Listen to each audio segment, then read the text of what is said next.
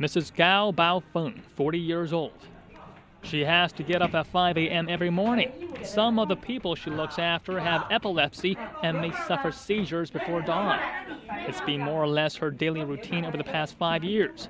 At Yuhua Home for the Disabled, she helps residents brush their teeth, wash, eat, play games, and most of all, become a family. Yuhua Home takes care of those with mental disabilities, some more severe than others. But her role at Yuhua hasn't always been easy. At the very beginning, when I first started, I felt hopeless because my mother-in-law used to do this. I saw the hardship she inflicted on herself. She could still go to work with a temperature of 30 degrees. I don't understand the spirit. Most other residents are young, some only teenagers. With only one full-time staff member and a few volunteers, they are in charge of over a dozen people, making them short-staffed and unequipped in event of emergencies. Still, they get by. Mrs. Gao has been running Yuhua since 2008, when it was registered as a non-profit organization, and those living under her care show an obvious affection towards her. When my arm got broken this time, the children stood around and comforted me. Some cannot speak. They just uttered, ah, ah, ah. Those who can speak cried, "What happened to you, Mrs. Gao? What is wrong with your arm?" The kind of affection they showed towards me is as if they regarded me as their mom.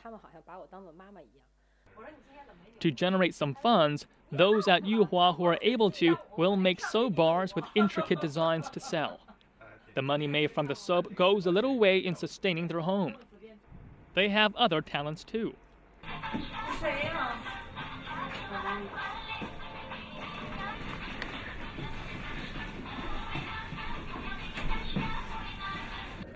Making and selling soap is not enough to fund the ongoing services that Yuhua Home provides. More financial support will always be welcome. That's why the announcement of a new policy from Beijing city officials should be welcome news. Beijing's Disabled Persons Federation is to invest over 10 million RMB annually into non-profit organizations to help disabled people. The local government will distribute the money to citizen-run non-profit foundations and other service organizations run by social groups.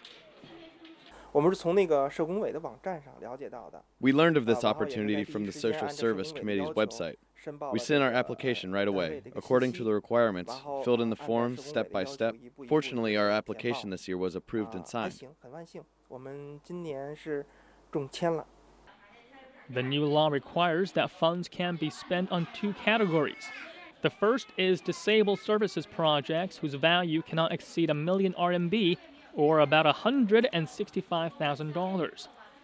The other will be funds which citizen-run service organizations can apply for. The maximum amount available for organizations is 500,000 RMB, or $82,000. Yuhua Home, for example, got 40,000 yuan in its first application in this second category. There are 223 disabled services organizations in Beijing, 126 of which were set up after 2009. Yuhua Home for the Disabled is one of many that stand to benefit from this new initiative.